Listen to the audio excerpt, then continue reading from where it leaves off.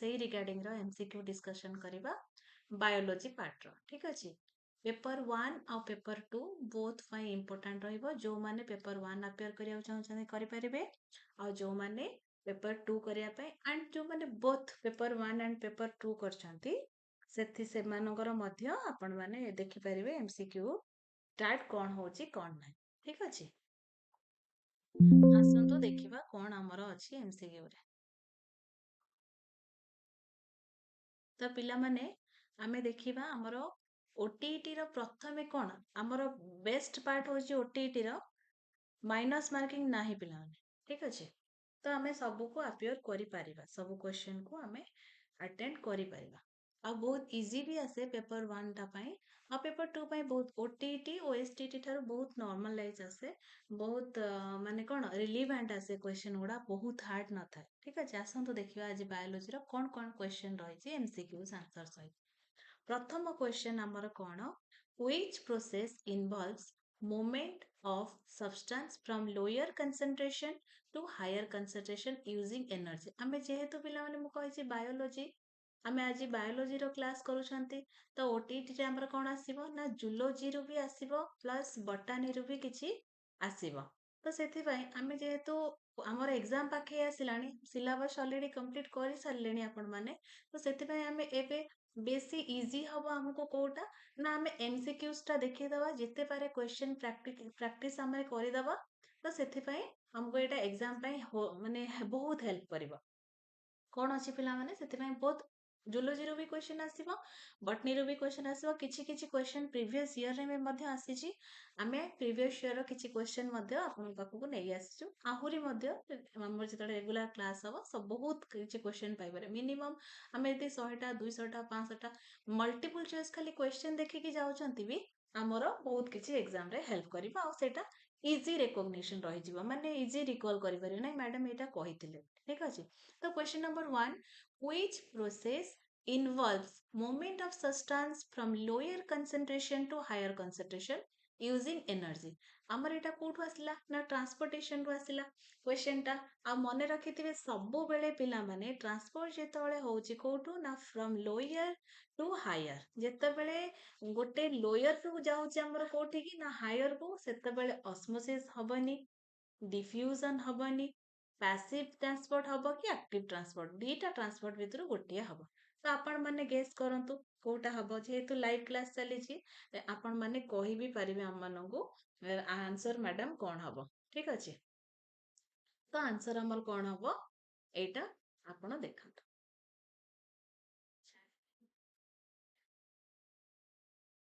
मु वेट करबी पिला माने जेहेतु लाइव क्लास अछि आपण माने भी हम सहित इन्वॉल्व होंतु क्वेश्चन आंसर दियंतु बहुत भलो लागिबो।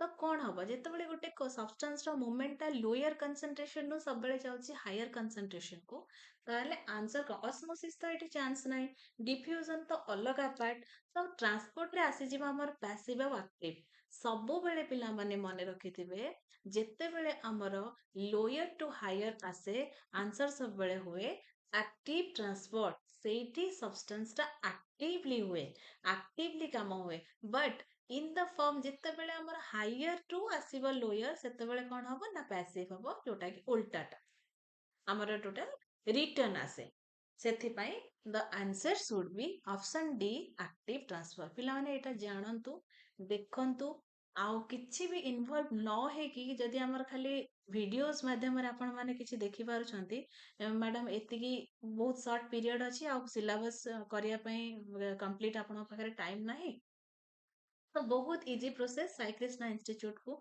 आपण यूट्यूब चैनल को सब्सक्राइब करंतु टेलीग्राम चैनल को हमर जॉइन हे जानतु सबुर आसी जो पिला माने ऑलरेडी मैडम नै सरलेन पेडागोजी रो एटा बायोलॉजी चलची आहुरी मध्य क्लासेस आसीबा। तापर देखिबा क्वेश्चन नंबर 2 तो 2 नंबर क्वेश्चन ना हमर कोन रहिची question pollination is best defined as question आसीबो मु कहिदिली पिला माने जूलॉजी रो भी आसीबो बॉटनी रो भी आसीबो आमे आज बायोलॉजी को हमर एमसीक्यू बायोलॉजी रो ही करूछंती तो पर्टिकुलर एई पार्ट रो आसीबो एई पार्ट रो आसीबानी मु सम मानक पई बछा बछा क्वेश्चन रेडी करछि बोथ बॉटनी एंड जूलॉजी रो।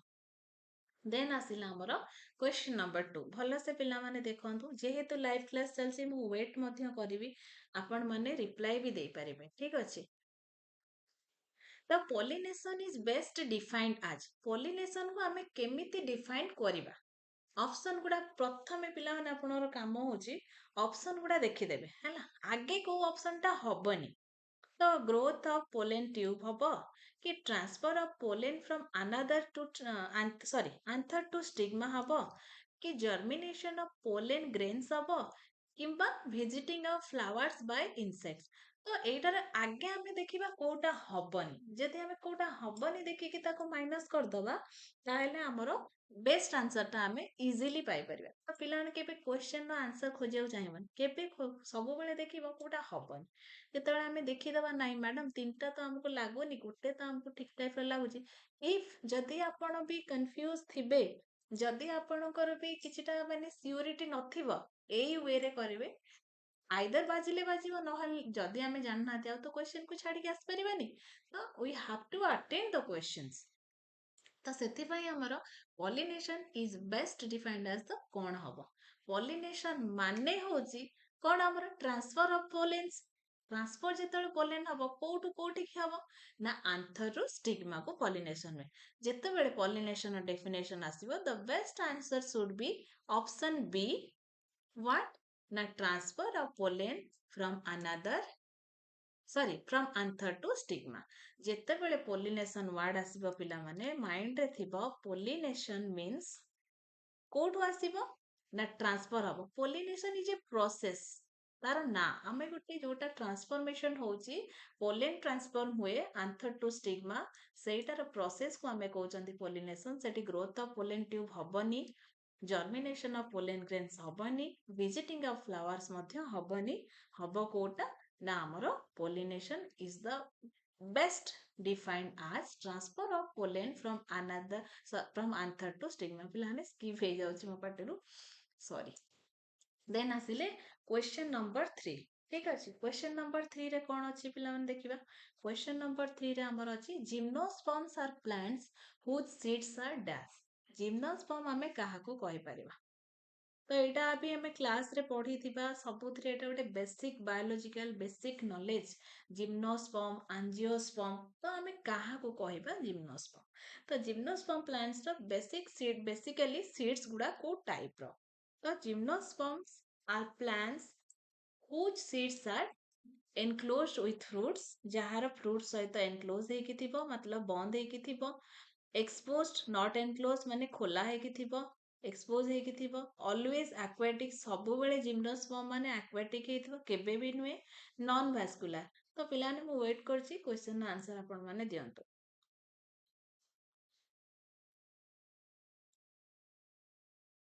କଣ ହବ କ୍ୱେଶ୍ଚନ ଆପଣ ମାନେ ବି ଦେଖନ୍ତୁ ଟ୍ରାଏ କରନ୍ତୁ ଥରେ ଭୁଲ ହେଲେ ହବ ଠିକ ଅଛି କିନ୍ତୁ ଆମକୁ କହିଛି ଆମେ ଆଟେଣ୍ଡ କରିବା ସବୁ ଛାଡିବାର ନାହିଁ ଓଟିଇଟି ମାନେ ଆମେ ଓଟିଇଟି ଓଏସଟିଟି ପିଲାମାନେ ଏକ୍ସାମ ଦଉଛନ୍ତି ମାନେ ଛାଡିବା ନାହିଁ we should be attentive answer ଆମର କଣ ହବ B always gymnosperms are plants whose seeds are not enclosed gymnosperm ର seeds ରେ କେବେ ବି enclose ହେଇକି ନଥାଏ ସବୁବେଳେ expose ହେଇକି ଥାଏ ତ answer should be the correct answer B ଠିକ ଅଛି then ଆସିଲା ଆମର କଣ question number 4 The movement of water across a semi-permeable membrane from low to high solute concentration is called what? Transport ରୁ ବହୁତ ପିଲାମାନେ ଆସେ କ୍ୱେଶ୍ଚନ କଣ ପାଇଁ ନା ଯେହେତୁ ଆମର ଟ୍ରାନ୍ସପୋର୍ଟେସନ ଟା ଆମର ଗୋଟେ ବଟନୀର ମେନ୍ ପାର୍ଟ ତ ଠିକ ଅଛି ପିଲାମାନେ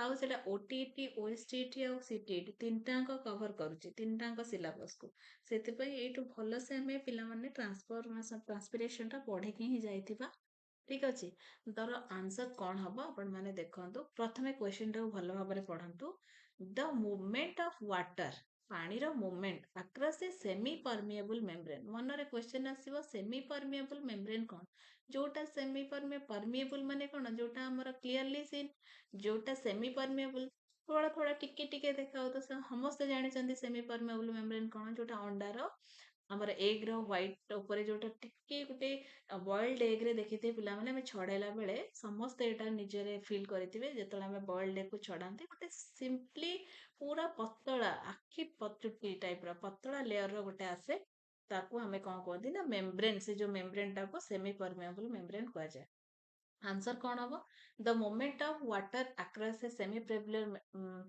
permeable membrane from low to high solute low रे थिबो हाई को जीवो कंसंट्रेशन को कौन कहबा तो हमर आंसर कौन हम पिला माने आपण माने कहंदो answer should be C osmosis this process is known as osmosis कौन हम osmosis रो रिजल्ट डेफिन एटा गोटे क्वेश्चन रो आंसर आपण जे जानुचंती आपण तीनटा क्वेश्चन आस परिबो गोटे आसीबो डेफिनेशन ऑफ osmosis कौन रहिछि डेफिनेशन osmosis रो आउ गोटे आसीबो कौन ना जेतले क्वेश्चन आछि movement of water from low to high solute सेठी भी osmosis आसीबो आउ गोटे आसीबो हमरो from the movement of water across a semi-permeable membrane from low to high solute concentration is called simply osmosis is the right answer.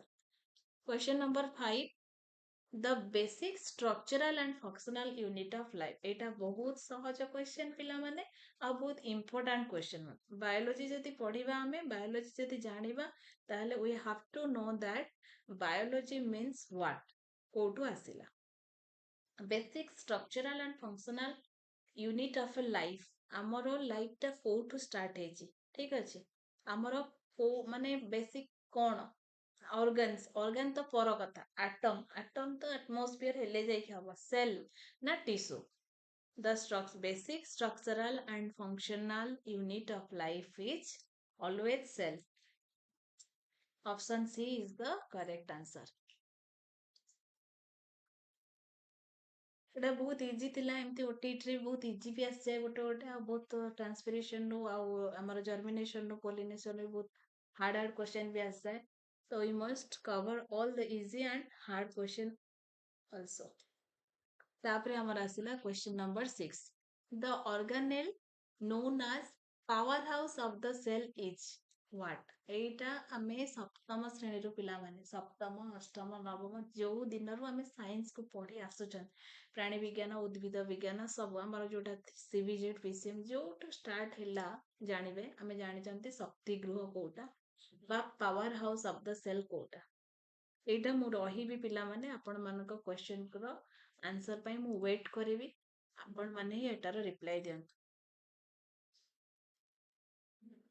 जो माने भी देखुचंते पिला माने 2 जण हो 3 जण हो 4 जण हो देखिए मते एते सिंपल क्वेश्चन न एटलीस्ट आपण माने ओटीटी एस्पिरेंट माने ओटीटी पकई छंती माने आपण माने प्रिपेयर थांतु बा न थांतु गोटे बेसिक नॉलेज थिबो आ एटा बेसिक नॉलेज रो गोटे क्वेश्चन पिला माने the organelle known as the powerhouse of the cell is dash काहा को हमें कहबा पावर हाउस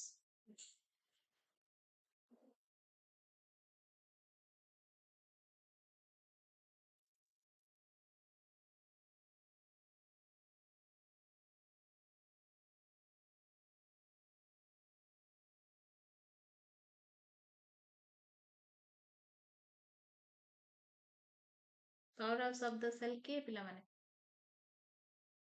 राइबोसोम ना माइटोकॉन्ड्रिया ना endoplasmic reticulum na Golgi apparatus. The most popular name of biology that is mitochondria. Mitochondria is known as the powerhouse of the cell. ठीक अछि एटा बहुत important पिला माने इन्वॉल्व हेले बहुत भल लागिवो क्वेश्चन आंसर क्लास रे आ मु कहूछि पिला माने समस्तंकर भूल अछि जदी भी किछि बाजोनी किछि भूल हे जाउछि तो मु अछि मिस्टेक को क्लियर करया पई किंतु आपण माने इन्वॉल्व हुअंतु क्वेश्चन रो आंसर दियंतु बहुत भल लागिवो बहुत हैपनिंग लागिवो क्लासेस आ हमर लाइव क्लासेस भी सेत पई होछि जोटा आपण माने इन्वॉल्व हे कि क्वेश्चन आंसर दे परिबे नेक्स्ट क्वेश्चन आसीबो कोन क्वेश्चन नंबर 7 जोटा एटा तो आंसर पिला माने जानि गले question answer B mitochondria then asila question number 7 what during photosynthesis plants convert carbon dioxide and water into glucose and आमे photosynthesis रो पिला माने पढ़ी सारी चंती ऑलरेडी सिलेबस रे भी हमर कवर हे जाई छै photosynthesis पार्ट मु भी आपण मानकर क्लास नै छै photosynthesis तो एटार क्वेश्चन ना आंसर दियंतो पिला माने कोन ह photosynthesis time रे plant convert हुए कहा को ना carbon dioxide and what oxygen ନା ନାଇଟ୍ରୋଜେନ, ନା କାର୍ବନ ମୋନୋକ୍ସାଇଡ, ନା ସଲଫର ଡାଇଅକ୍ସାଇଡ। ତାର ମନେ ଥିବ ନା ଆପଣ ମାନଙ୍କୁ। ଅକ୍ସିଜେନ ପିଲାମାନେ ଥିଲା ଆମର କାର୍ବନ CO2 and O2 ଆମର ଥିଲା କୋଉଟା ପ୍ରଡକ୍ଟ ପାର୍ଟ ରେ। ତ ଫଟୋସିନ୍ଥେସିସ୍ ରେ ପ୍ଲାଣ୍ଟ କାହାକୁ କନଭର୍ଟ କରେ ନା କାର୍ବନ ଡାଇଅକ୍ସାଇଡ ଆଣ୍ଡ ୱାଟର କୁ କନଭର୍ଟ କରିକି ଆମକୁ ଗ୍ଲୁକୋଜ ଦିଏ। ଆଉ କଣ ଦିଏ? ଗ୍ଲୁକୋଜ ର ଫର୍ମୁଲା ଆମର ଯେତେବେଳେ ଆମେ ସେଟା ପଢିବା ବନେଇବା C6H12 O6 and O2। এইটা হচ্ছে আমার এইটা क्वेश्चन ଆସିଛି। এইটা ତ କହିଦେଇଛି ୱାଟର ଟା କନଭର୍ଟ ହେଇକି ଆମକୁ କଣ ଦଉଛି, ଆମକୁ ଏଇଟା क्वेश्चन ର आंसर ଥିଲା ଅକ୍ସିଜେନ। ଠିକ ଅଛି। The answer should be option answer A, option number A, oxygen। during photosynthesis ସବୁବେଳେ क्वेश्चन को 2-3 बार पढ़िबे पिलामाने। କିଛି ବି कन्फ्यूजन ଆସିଲେ 2-3 ଥର ପଢିଲେ ଜଣା ପଡିବ କୋଉଟା କୋଉଟା ଆମର आंसर ଆସୁଛି। ତ ତାପରେ ଆମର ଦେଖିବା ନେକ୍ସଟ क्वेश्चन କଣ ରହିଛି। Which of the following is not produced during respiration in humans? Humans ର ଆସିଲା respiration ରେ କଣ କଣ ଆସିଛି? Which of the following is not produced during the respiration in humans? Human ର ଯେତେବେଳେ ମାନେ ମଣିଷ ମାନଙ୍କର ଯେତେବେଳେ respiration ହୁଏ କୋଉଟା ଆମର produce ହୁଏ ନା ରେ? Carbon dioxide, ନା water, ନା oxygen, ନା energy, that is ATP। ଆମେ ତ ଜାଣିଛନ୍ତି ରେସ୍ପିରେସନ ପ୍ରୋସେସ ସିନା ଗୋଟେ, କିନ୍ତୁ ହ୍ୟୁମାନ ମାନେ ପ୍ଲାଣ୍ଟ କେସ୍ ରେ ଅଲଗା, ଆନିମାଲ କେସ୍ ରେ ଅଲଗା। ତ କୋଉଟା ଆମର ପ୍ରଡ୍ୟୁସ ହୁଏନି ରେସ୍ପିରେସନ ହ୍ୟୁମାନ ରେ? କୁହନ୍ତୁ। ଅକ୍ସିଜେନ ହୁଏନି ଆମର, ଆଉ ସବୁ ହବ। ଏନର୍ଜି ବି ରିଲିଜ ହୁଏ, କାର୍ବନ ଡାଇଅକ୍ସାଇଡ ବି ରିଲିଜ ହୁଏ, ଆମର ୱାଟର ବି ରିଲିଜ ହୁଏ, but oxygen in the case of plants they produce oxygen, but in the case of humans and animals they cannot produce oxygen, they are also produce always carbon dioxide। then ଆସିଲା ଆମର କଣ question number 9। ପିଲାମାନେ ଆମ channel କୁ subscribe କରନ୍ତୁ। ପ୍ରଥମେ subscribe କରିକି every notification ଆପଣ ମାନେ ପାଇପାରିବେ। କମେଣ୍ଟ କରନ୍ତୁ କୋଉଠି ଦୋଷ ତ୍ରୁଟି ଭୁଲ କ୍ଷମା ରହିଯାଇଛି, ଆମେ ନିଶ୍ଚିତ ସୁଧାରିବାକୁ ଟ୍ରାଏ କରିବୁ। କେତେ ମାତ୍ରାରେ ଆମକୁ ଭଲ ପାଉଛନ୍ତି ଲାଇକ୍ କରନ୍ତୁ, ଆଉ ଜଲ୍ଦି ଜଲ୍ଦି ସେୟାର କରନ୍ତୁ, ତାକି ଆପଣ ବି ବେନିଫିଟ ପାଇବେ, ଆଉ ଆପଣ ମାନଙ୍କର ପିଲାମାନେ ବି ଯୋଉ ଫ୍ରେଣ୍ଡସ୍ ମାନେ ଅଛନ୍ତି ସେମାନେ ମଧ୍ୟ ଆମର OTET regarding every questions, OTET ନୁହେଁ ପିଲାମାନେ, ଖାଲି OTET, OSTET and ଆମର CTET, every questions of every subject, biology, pedagogy, maths and all ସବୁର ମଧ୍ୟ ପାଇବେ। ତ please subscribe, comments, like and share to our channel Saikrishna Institute। ଠିକ ଅଛି। then ଆସିଲା question number 9। in genetics ରେ the physical appearance of an organism, what you see physical appearance ମାନେ କଣ ପିଲାମାନେ? ଯୋଉଟା ଆମେ ଦେଖି ପାରନ୍ତି।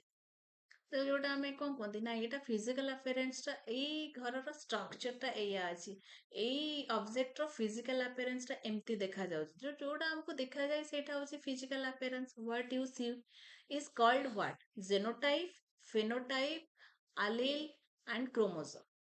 genetics ରେ physical appearance of organism କୁ ଆମେ କଣ କୁହନ୍ତି? ଏଇଟା ବି ପିଲାମାନେ ଗୋଟେ basic genetic questions। ଆମେ ଜୁଲୋଜି ପଢିଥିବା ମାନେ ଜେନେଟିକ୍ ପଢିଥିବା, ଆଉ ଜେନେଟିକ୍ସ ପଢିଥିବା ମାନେ क्वेश्चन ଟା ଆମେ ଜାଣିଥିବା। आंसर को हम डेरी करूनी। आंसर शुड बी फेनोटाइप्स, जे देखिल हमको जोटा हमको देखा जाए फिजिकली अपीयरेंस जोटा हमको करा जाए ताको कहा जाए फिनोटाइप। एटा केमती आपण माने मन रखिबो, गोटे ट्रिक कहि दोछि पिला माने। फिजिकल अपीयरेंस, फिनोटाइप, पीएच जोठी हमरा आसीबो, फिजिकल जोठी आसीबो केमती देखा होजे, आंसर हबो फेनोटाइप। जोठी genetical appearance that is genotype, gene रा आसीबो हला।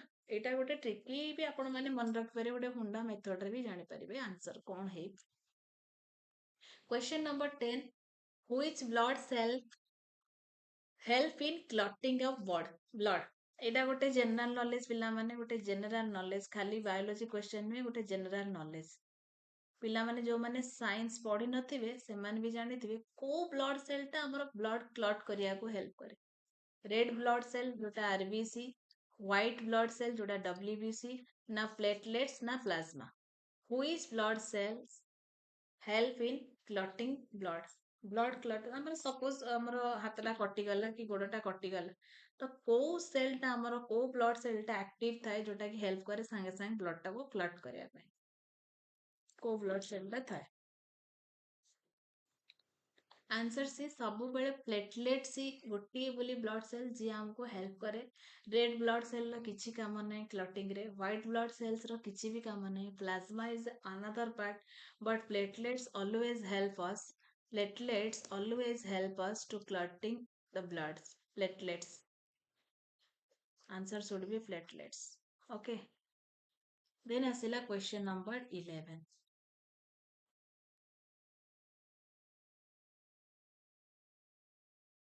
What is the primary site of nutrients absorption in the human digestive system?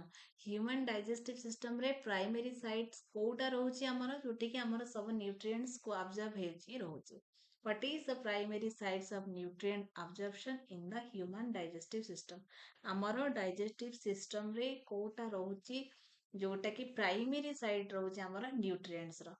Stomach, large intestine, small intestine and mouth. Kota पिला माने आपण माने कहंतु.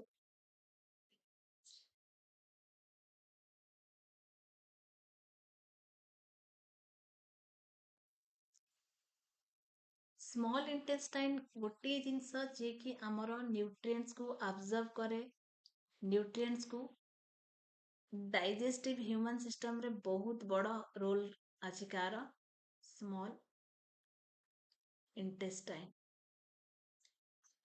which helps site of nutrition nutrient absorption जोटा भी हमर न्यूट्रिएंट्स अब्जॉर्ब होछि ता हमर कोठी रहउछि किए तार देखा सुना करछि small intestine that is an important role in the human digestive system. तापर आसीबा क्वेश्चन नंबर 12.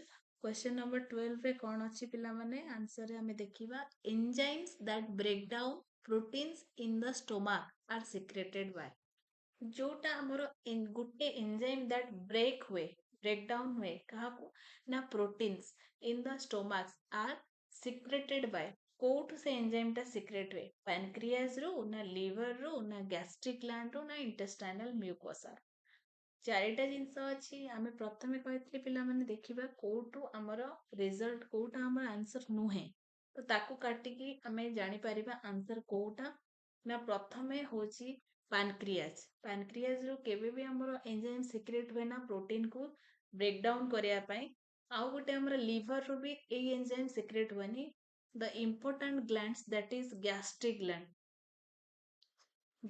ग्लैंड रो एंजाइम हमर आसे कोन पाई that break down proteins in the stomach which is secreted by gastric आउ एबे कॉमन हमर पिला माने कॉमन डिजीज हे गलानी समस्तंकर गैस्ट्रिक प्रॉब्लम तो ए ग्लैंड टा ही हमको से एंजाइम छाड़े जोटा कि हमारा ब्रेक डाउन करे प्रोटीन्स को इन ह्यूमंस ओके बट जेते बेले ए ग्लैंड टा हमर सिक्रेशन को कमेई दिए बा एनर्जी टा को एंजाइम टा को न छाड़े तो प्रॉब्लम कोन हुए सीवियर गैस्ट्रिक रो अल्सर हुए आ जोटा कि हम माने समस्त टुडेज लाइफ रे आजिकली माने हमारा लाइफस्टाइल एमिति खराब हे गलानी जोटा कि गैस्ट्रिक ग्लैंड्स आउ से एंजाइम टा ब्रेक करिया पे प्रोटीन को छाड़ुनी या फिर कहा का केस रे सेटा मेटाबॉलिज्म टा स्लो हे जायछि जा फल रे कि we are suffering from gastric issues all तो आंसर हमर कोन हैला ना गैस्ट्रिक ग्लैंड रो सीक्रेट हुए that enzyme break down proteins okay तापर आतला क्वेश्चन नंबर 13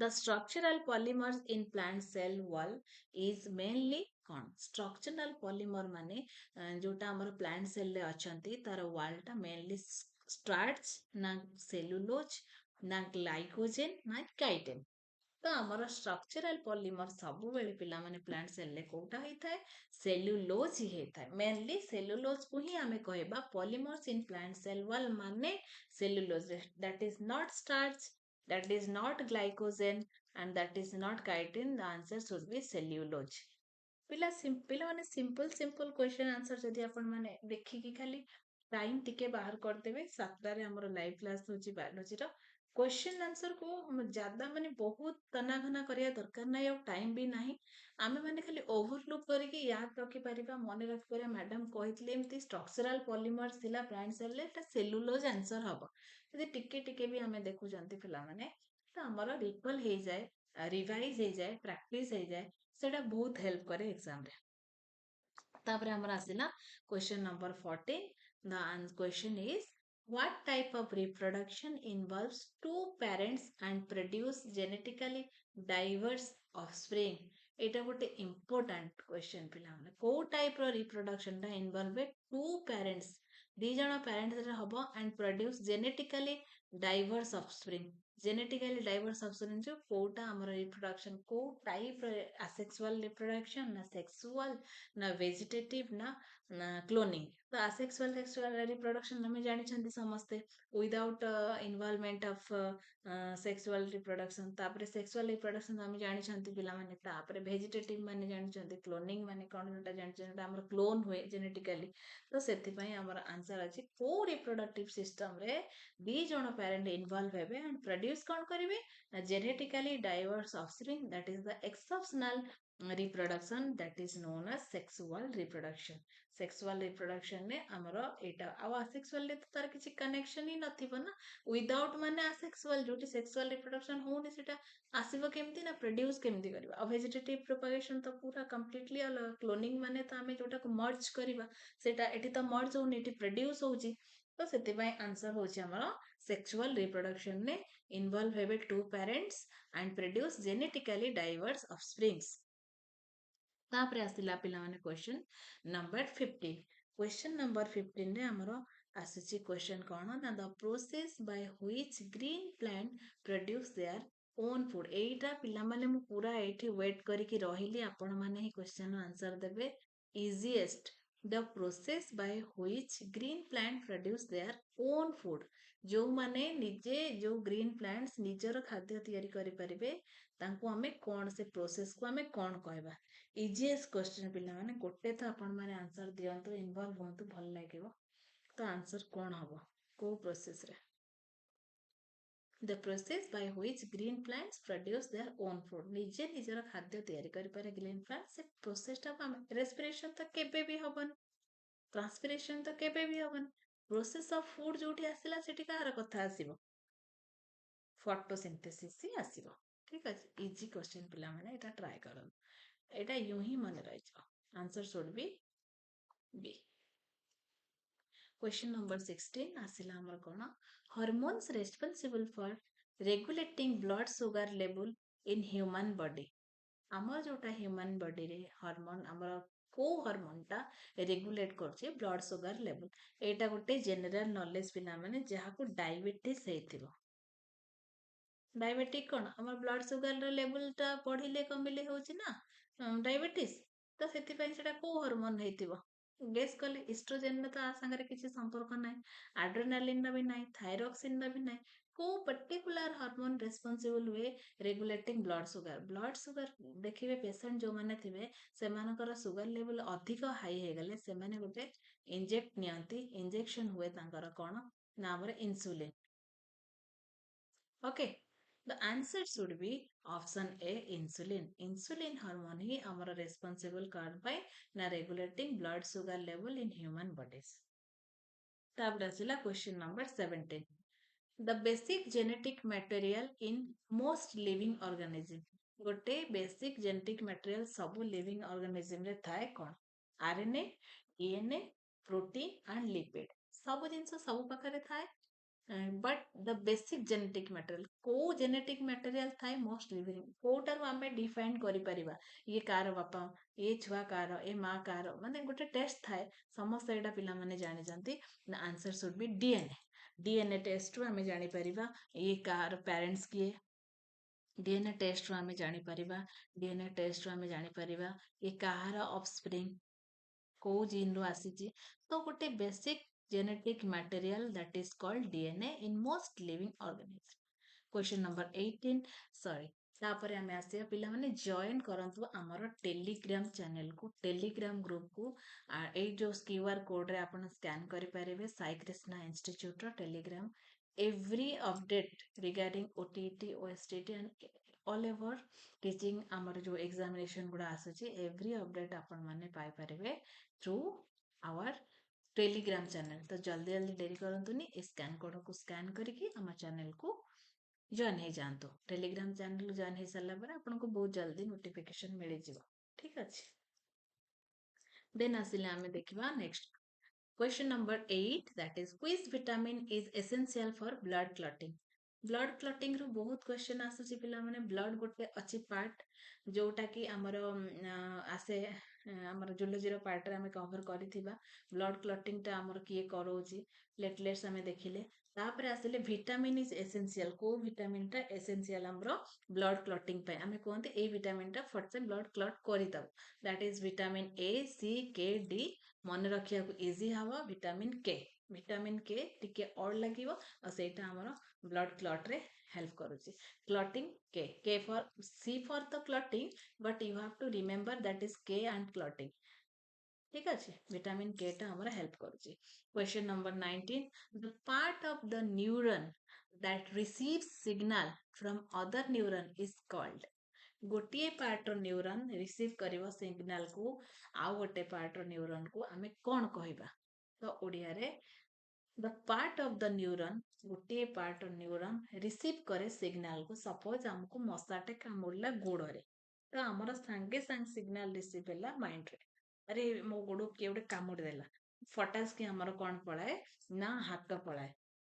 ତ ଆମେ ସେଇଟାକୁ ସେଇଟା କୋଉଟାକୁ ଆମେ କଣ୍ଟ୍ରୋଲ କରେ ନା that is called dendrite. Question ଯେତେବେଳେ ଆସିବ the part of the neuron that receive signal, କିଏ ରିସିଭ୍ କରେ signal? That is the signal receiver is dendrite. କିଏ ନା ଡେଣ୍ଡ୍ରାଇଟ୍। କ୍ୱେଶ୍ଚନର ଆନ୍ସର ହଉଛି ଆମର ଅପସନ ବି ଡେଣ୍ଡ୍ରାଇଟ୍।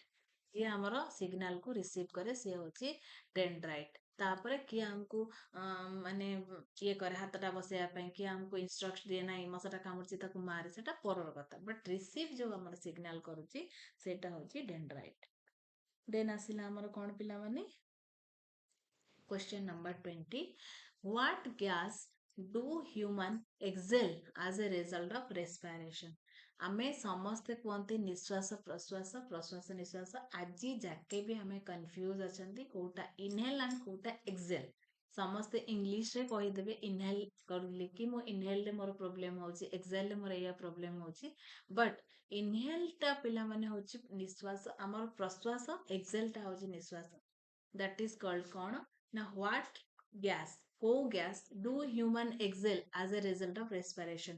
ରେସ୍ପାରେସନରେ ଆମର କୋଉ ଗ୍ୟାସଟା ଆମେ ଛାଡନ୍ତି? ତ ଆମେ ସବୁବେଳେ କାର୍ବନ ଡାଇଅକ୍ସାଇଡ ହିଁ ଆମର ଏକ୍ସେଲ କରନ୍ତି। ଠିକ ଅଛି, ଏକ୍ସେଲ ମାନେ ଛାଡନ୍ତି। ତ ଏଇଟା କନଫ୍ୟୁଜିଂ ଆସେ, ବହୁତ ପିଲାମାନେ ଅକ୍ସିଜେନ କରିଦିଅନ୍ତି, କିନ୍ତୁ ଆନ୍ସର ହବ ତାର ଏକ୍ସେଲ ମାନେ ଆମର କାର୍ବନ ଡାଇଅକ୍ସାଇଡ। ଯୋଉଠି ଆସିବ ଇନହେଲ ଆମେ ସେଟା ଆମର ଅକ୍ସିଜେନ ହୁଏ, O2, ଆଣ୍ଡ ଯୋଉଟା ଆସିଲା ଏକ୍ସେଲ ଆମର ସେଟା ଆନ୍ସର ହବ CO2। ଏତିକି ଡିଫରେନ୍ସ O2 ଆଣ୍ଡ CO2। ଆଉ ଆମର ବହୁତ ଇମ୍ପୋର୍ଟାଣ୍ଟ ପାର୍ଟ ଯୋଉଟା କି ରେସ୍ପାରେସନରେ ହେଲ୍ପ କରେ, that is called Excel. Okay, carbon dioxide. Question number 21, which cell organ is responsible for protein synthesis? ବହୁତ ଇଜି କ୍ୱେଶ୍ଚନ ଅଛି ଆଉ ବହୁତ ହାର୍ଡ କ୍ୱେଶ୍ଚନ ବି ଅଛି। ତ ମିକ୍ସ ଟାଇପର କ୍ୱେଶ୍ଚନ ଆସେ OTET ରେ। ତ କୋଉ ସେଲ୍ ଅର୍ଗାନେଲଟା ରେସ୍ପନ୍ସ କରେ କଣ ପାଇଁ ନା ପ୍ରୋଟିନ୍ ସିନ୍ଥେସିସ୍ ପାଇଁ? ଲାଇସୋଜୋମ, ରାଇବୋଜୋମ, କ୍ଲୋରୋପ୍ଲାଷ୍ଟ, ଭାକ୍ୟୁଲ। ପିଲାମାନେ ଏଇଟା ଗୋଟେ ମୁଁ ଜେନେରାଲ ନଲେଜ କହିବି, ଯୋଉଠି କଥା ଆସେ ପ୍ରୋଟିନର, ଯୋଉଠି କଥା ଆସେ ଅର୍ଗାନେଲର, ପ୍ରୋଟିନ ଆଉ ଅର୍ଗାନେଲ ସହିତ ଇଣ୍ଟର କନେକ୍ଟେଡ ସବୁବେଳେ ରାଇବୋଜୋମ। ରାଇବୋଜୋମର ଏମିତି କନେକ୍ସନ ଅଛି, କ୍ୱେଶ୍ଚନ ଯାହା ବି ଆସିବ ପ୍ରୋଟିନ ରିଲେଟେଡ ରାଇବୋଜୋମ ହିଁ ଆନ୍ସର ହେଇଥିବ। ଏଇଟା ଗୋଟେ ମାନେ ମୁଁ ମୋର ଟ୍ରିକ୍ କହୁଛି, ମୁଁ ଯେତେବେଳେ ମନେ ରଖୁଥିଲି କ୍ୱେଶ୍ଚନ, ତ cell organelle is responsible for protein, protein ସିନ୍ଥେସିସର ଆସିଲା ମାନେ କ୍ୱେଶ୍ଚନ ସେଲ୍ ଅର୍ଗାନେଲ୍ସ ମାନେ ରାଇବୋଜୋମ ହିଁ ରେସ୍ପନ୍ସିବଲ। ଆଉ ସେଠି ଭୁଲିଯିବେ ଲାଇସୋଜୋମ, କ୍ଲୋରୋପ୍ଲାଷ୍ଟ, ମାଇଟୋକଣ୍ଡ୍ରିଆ, ଭାକ୍ୟୁଲ ଏସେଟ୍ରା ଏସବୁ ଛାଡିଦେବେ। ତ ସେଥିପାଇଁ ଆମର ଆନ୍ସର ସବୁବେଳେ ହେବେ କଣ ନା ହଁ। ବହୁତ ବହୁତ ଧନ୍ୟବାଦ ସୁମି, ଲିଜା, ତମେ ଆନ୍ସର ଠିକ ଦେଇଛ। ରାଇବୋଜୋମ ଇଜ ଦ କରେକ୍ଟ ଆନ୍ସର। ଆଉ ବହୁତ ଖୁସି ବି ଲାଗିଲା, ରାଇବୋଜୋମ ଆନ୍ସର ତମେ ପୁରା ରାଇଟ ଆନ୍ସର ଦେଇଛ, ଇନଭଲ୍ଭ ହେଇଛ। ତ ସେଥିପାଇଁ ଥ୍ୟାଙ୍କ ୟୁ ସୋ ମଚ୍। ଏମିତି ଇନଭଲ୍ଭ ହୁଅ, ଅପସନ ଠିକ ଅଛି ଆପଣଙ୍କର, ରାଇବୋଜୋମ ଇଜ ଦ କରେକ୍ଟ ଆନ୍ସର। ଠିକ ଅଛି, ତାପରେ ଆମର ପିଲାମାନେ ଦେଖିବା କଣ ନା ନେକ୍ସଟ କ୍ୱେଶ୍ଚନ 22ରେ କଣ ଅଛି। Crossing over during meiosis leads to what? Crossing over ଯେତେବେଳେ meiosis ରେ ହୁଏ କଣ ଲିଡ୍ କରେ? ଜେନେଟିକ୍ ଭେରିଏବିଲିଟି ଏମଙ୍ଗ ଅଫସ୍ପ୍ରିଙ୍ଗ୍ସ, ନା ସେଲ୍ ଡେଥ୍ ହୁଏ, ନା କ୍ଲୋନିଂ ଅଫ୍ ସେଲ୍ ହୁଏ, ନା ଆସେକ୍ସୁଆଲ ରିପ୍ରଡକ୍ସନ ହୁଏ? ଏଇଟା କୁହ ଲିଜା, କଣ ହବ ଆନ୍ସର? ତ ଏଇଟାର ଆମର ଆନ୍ସର କଣ ହବ କୁହ? ମୁଁ ୱେଟ୍ କରିଛି। ତମେ ତ ତିନିଟା ଯାକ ଆନ୍ସର ଠିକ୍ କରେକ୍ଟ କହିଛ। Option C, B and ribosome. ଆଉ କ୍ରସିଂ ଓଭର ଟାଇମରେ ଆମର ଯେତେବେଳେ during crossing over crossing over during meiosis ଟାଇମରେ ଯେତେବେଳେ ଆମର କ୍ରସିଂ ଓଭର ହୁଅନ୍ତି, ତ ଆମର କୋଉଟା ଲିଡ୍ସ କରେ? ଜେନେଟିକ୍ ଭ୍ୟାରିଏବିଲିଟି ଆସେ, ନା ସେଲ୍ ଡେଥ୍ ହେଇଯାଏ, ନା କ୍ଲୋନିଂ ଅଫ୍ ସେଲ୍ ଆସେ, ନା ଆମର ଆସେକ୍ସୁଆଲ ରିପ୍ରଡକ୍ସନ ହୁଏ? ତ ସବୁବେଳେ ଜେନେଟିକ୍ ଭ୍ୟାରିଏବିଲିଟି ଏମଙ୍ଗ ଅଫସ୍ପ୍ରିଙ୍ଗ, ଯେତେବେଳେ କ୍ରସିଂ ଓଭର ଏଇଠୁ ଆସେ ଆଉ ଗୋଟେ ଜାଗାରୁ, ତ କ୍ରସିଂ ଓଭର ଆମର କଣ ହେଇଯାଏ ନା ଜେନେଟିକ୍ ଭେରିଏସନ୍ସ ହେଇଯାଏ। ତ କ୍ୱେଶ୍ଚନ ନମ୍ବର 23 ଆମେ ଦେଖିବା ପିଲାମାନେ କଣ ରହିଛି ଆନ୍ସର, କ୍ୱେଶ୍ଚନ୍ସ। ତ କ୍ୱେଶ୍ଚନ ନମ୍ବର 23 ରେ ଅଛି the liquid part of blood is called. ବ୍ଲଡର ଗୋଟେ ସଲିଡ ପାର୍ଟ ଅଛି,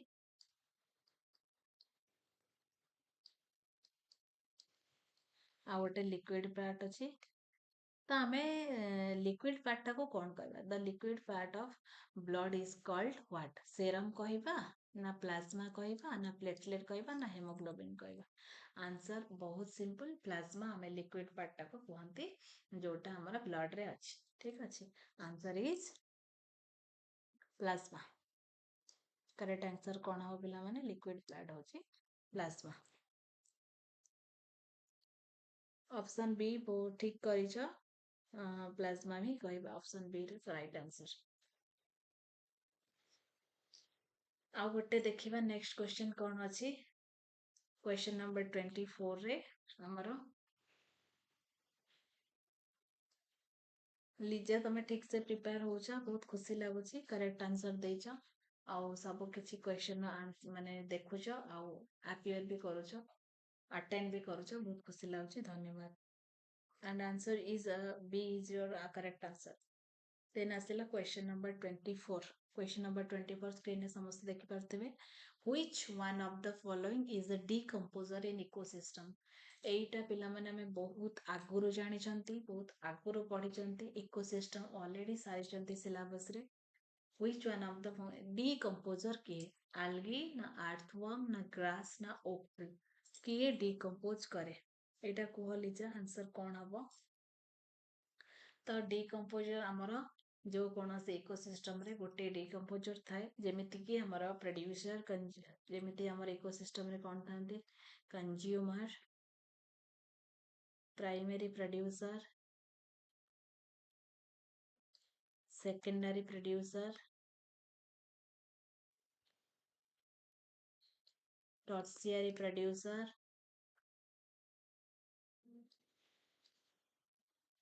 ଡିକମ୍ପୋଜର, ଯେ ସବୁକୁ ଡିକମ୍ପୋଜ କରିଦିଏ, ମାଟିରେ ମିଶେଇ ଦିଏ।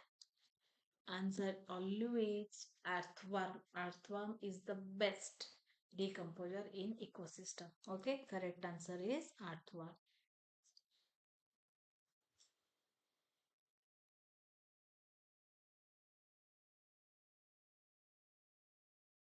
algae ହବନି ଲିଜା, ଆମର ଯେତେବେଳେ ଡିକମ୍ପୋଜର କଥା, ଆଲଜି ଆମର ଗ୍ରୀନ ପ୍ଲାଣ୍ଟସ ହେଇଯାଉଛି, ସେଥିପାଇଁ ସିଏ ଆମର ପ୍ରାଇମେରୀ ପ୍ରଡ୍ୟୁସରରେ ଯିବ। କିଏ ଯିବ?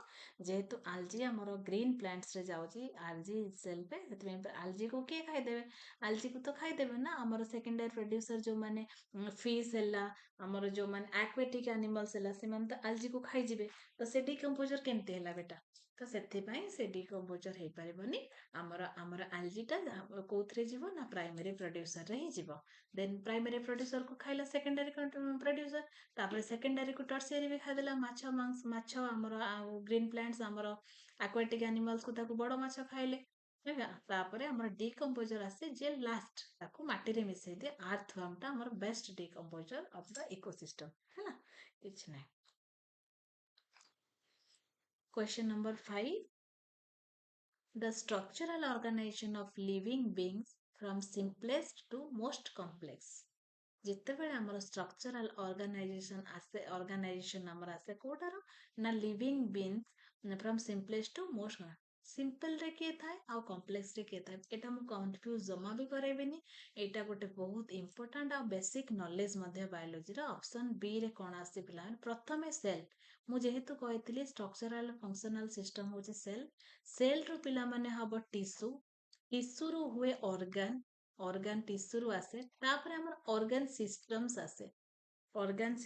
आसे तापरे हमर आसे कोटा ऑर्गन रो आसे कि देन हमर ऑर्गन सिस्टम रो ऑर्गेनिज्म जोटा कि आमे माने प्रोड्यूस गोटे जतले छोटो छुआ हुए हमर इन्फेंट आमे तार एग्जांपल नबा से गोटे सेल आकार रे ही हमर यूटेरस रे रहे देन सेल रो तार कोन हुए टिश्यू हुए पिला माने सेल रो सेटा कोन आसी जाय ना तार टिश्यू तापरे ऑर्गन्स हाथ हबो गोड़ हबो इयर हबो आईज हबो these are the organs then आसला ऑर्गन सिस्टम्स आमर कौन चालू रेस्पिरेशन सर्कुलेशन डाइजेशन सिस्टम सब चालू तापर ऑर्गेनिज्म आमे गोटे ह्यूमन बीइंग्स रो आसी जाए तो सेथि पई आमर सबु बेले structural organisation starts from cell तो तीनिटाक ऑप्शन को भूल मानि देबे कारण प्रथम रे सेल नाही जोठी प्रथम रे सेल अछि सेटा अछि करेक्ट आंसर प्रथमे सेल आसीबो तापरे टिश्यू आसीबो तापरे ऑर्गन देन ऑर्गन सिस्टम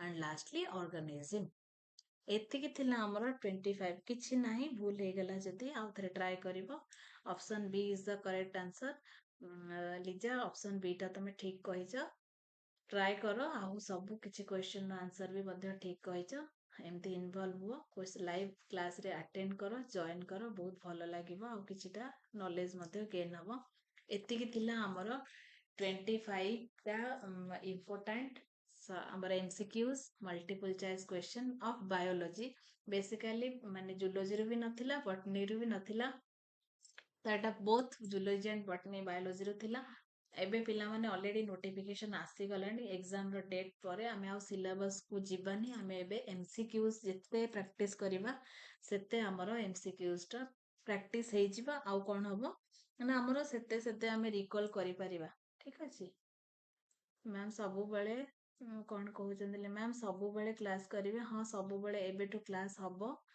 एबे हमरो चलीछि क्लास टाइम हमरो रहिबो ए इवनिंग 7 टा रे इवनिंग 7 टा रे हमरो क्लास टाइम रहिबो बायोलॉजी रो ठीक अछि आउ पेडागोजी रो मध्य मैडम नउचंदी 5 टा बेले स्वाति मैम से क्लास भी नियंतु से क्लास भी जॉइन करंतु बहुत किछि इजी हेल्प हे जिवो आज 25 टा जाको क्वेश्चन हे जाइछि हमरो 25 टा क्वेश्चन आपण माने जदि थरटे भी गोटे टाइम रे देखि दउचंती तमे लाइव क्लास देखि परिबो लाइव क्लास रे हमर आसीछि 25 टा क्वेश्चन रे हम जे दिनो को देखिबा हमें जदि पूरा कंटिन्यू करबा 1 मंथ हमर बहुत सारा क्वेश्चन हे जाइतिबो तो बहुत भलो लागिबो आ बहुत कॉन्फिडेंट लागिबो एग्जाम करिया पई तो पिला माने आज रो क्लास एतिकी थिला 25 टा मल्टीपल चॉइस क्वेश्चन जदि कोठी डाउट्स थिबो किबा जदि कोठी तम मानकर किछि भी कॉम्प्लिकेशन थिबो मते कहि परिबे नेक्स्ट क्लास रे भी आपण डाउट क्लियर करि परिबे मैडम हमर रहि जाइतिला एटा डाउट हे जाइछि हमर क्लासेस भी आसीबो आ परे एबे खाली ओटीटी रिगार्डिंग एनी